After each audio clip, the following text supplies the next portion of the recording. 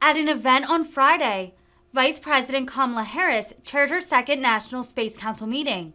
The Vice President was in Houston, Texas, where earlier in the day she spoke with astronauts on the International Space Station.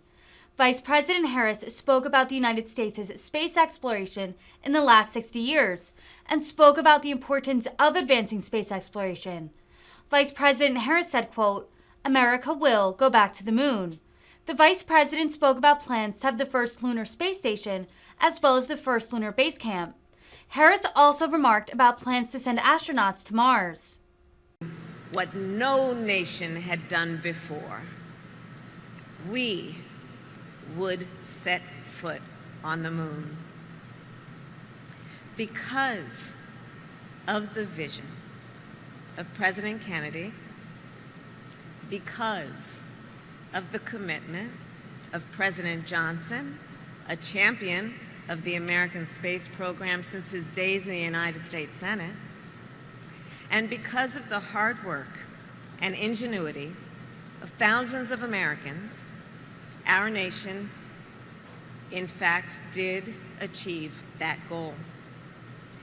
In the decades since, America has orbited Mercury, landed rovers on Mars, and flown by Pluto. We have looked back on our Earth from billions of miles away, and we have built a telescope powerful enough to observe our universe as it was billions of years ago. Imagine. For generations, with our allies and partners around the globe, America has led our world in the exploration and use of space. And I do believe that our leadership has been guided by a set of fundamental principles: cooperation, security, ambition, and public trust, which is the recognition, of course, that space can and must be protected for the benefit of all people. Today, as was the case 60 years ago, our nation's leadership in space is critical to our economic prosperity, to our scientific and technological progress, and in a time of increasing great power rivalry, to our national security. So the mission of this council is to preserve and promote American leadership in space, to synchronize our nation's civil and commercial and national security space activities so that America may continue to use space to improve the lives of people in our nation and throughout our world. Last year at the first meeting of the National Space Council, we identified 3 priorities essential to that mission. First, expanding our STEM workforce. And I've invited some students here today because they truly are the future of our leadership on that level. Second, a priority is addressing the climate crisis. And third, promoting international rules and norms to govern space activities.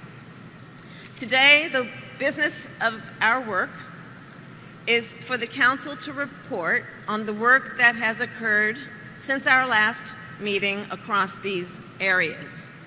We will today also discuss the work yet ahead, the work we must still do to continue to move forward.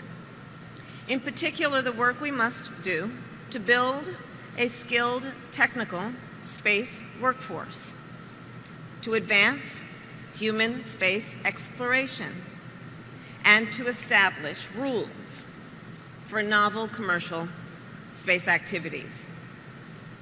First, building our skilled technical workforce. So last week, with many of you, I had the honor to visit the Kennedy Space Center. There I met some of the people who are building the future of the American space program. And as you might expect, these were engineers, literally rocket scientists, astronauts, and programmers.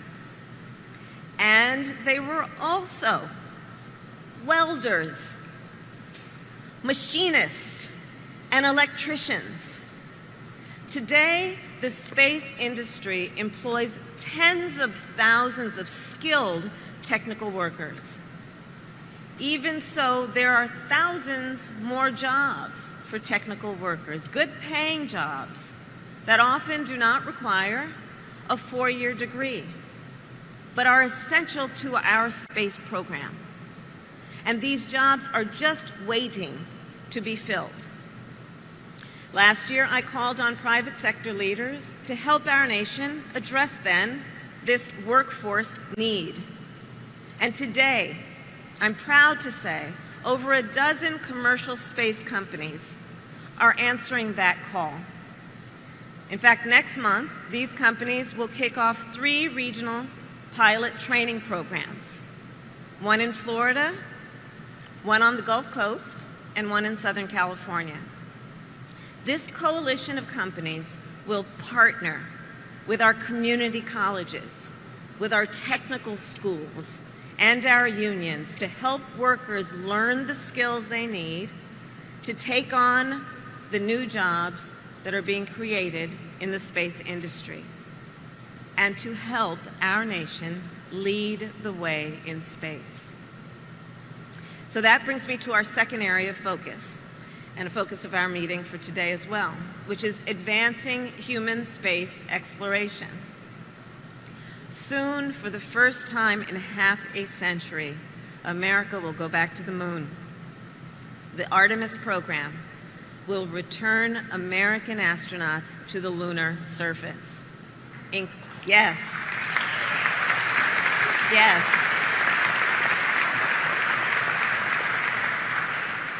And as Madam Director mentioned, it will include the first woman and person of color. And think about it. So when we went before, indeed with pride, we planted our flag. It was rather temporary, that visit. With the Artemis program, it's not just to visit, but to live and to work on the moon. Think about that. The Artemis program, yes. The Artemis program will establish the first space station in lunar orbit and the first lunar base camp, where astronauts will train for the first mission to Mars. And our nation is also leading the way in human space exploration closer to home. For over 2 decades, astronauts aboard the International Space Station have advanced scientific progress. In fact, I was honored to speak with 3 of them this morning, from here, of course. NASA has used the station's unique microgravity environment to develop new treatments for cancer and rare genetic diseases. And when I spoke with them this morning, they talked about how their work is helping us fight the climate crisis. Their work is increasing the productivity of our farms and slowing the effects of aging. So our administration and we all gathered today are committed to continuing that work, which is why last year our administration announced that we would extend our commitment to the International Space Station through 2030.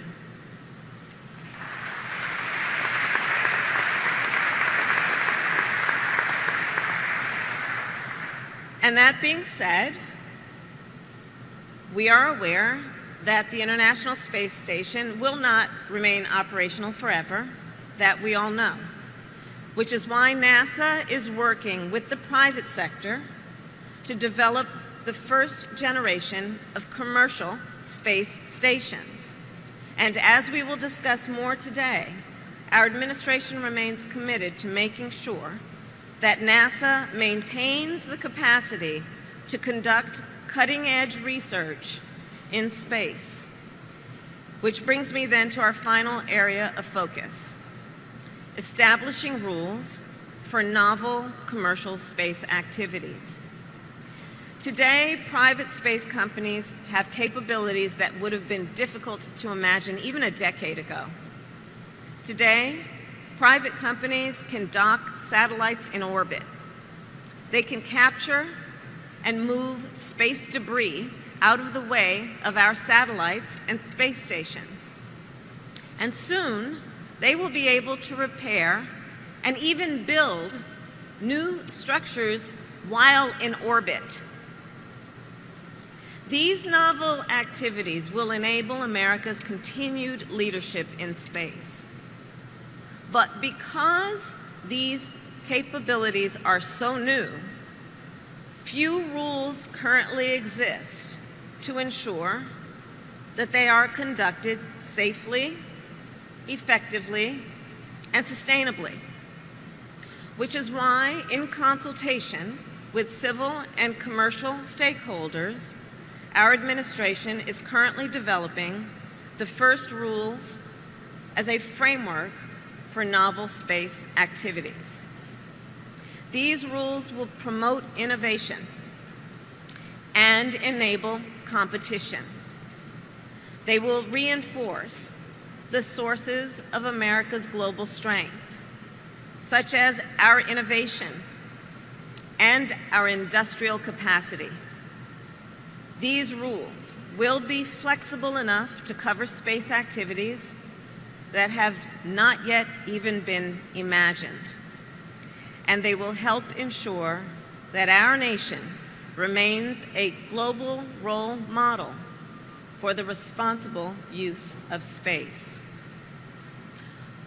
All of this, then, is part of our administration's larger vision for space. As I explained last year, as activity in space grows, we must also establish international rules and norms to reaffirm the rights of and demand responsibility from all spacefaring nations. Since our last meeting, 8 new nations have signed on to the Artemis Accords, which establish clear norms for civil space exploration, bringing the total of signatories to 21. This April, I announced that our nation would not conduct destructive, direct ascent, anti-satellite missile testing. And later this month, the United States will introduce a resolution at the United Nations General Assembly to call on other nations to make the same commitment. And here's my final point. Much has changed since our nation first set our sights on the moon 6 decades ago. We have traveled billions of miles into the unknown, and we have learned many great and profound truths about our universe. And yet, in a very real sense, we have only just begun our journey into space. There is so much we still don't know, and so much we still haven't done. Space remains a place of undiscovered and unrealized opportunity. So our task then, and our responsibility, dare I say, is to work together to guide humanity forward into this new frontier and to make real the incredible potential of space for all people. May God bless you, and may God bless America. Thank you all.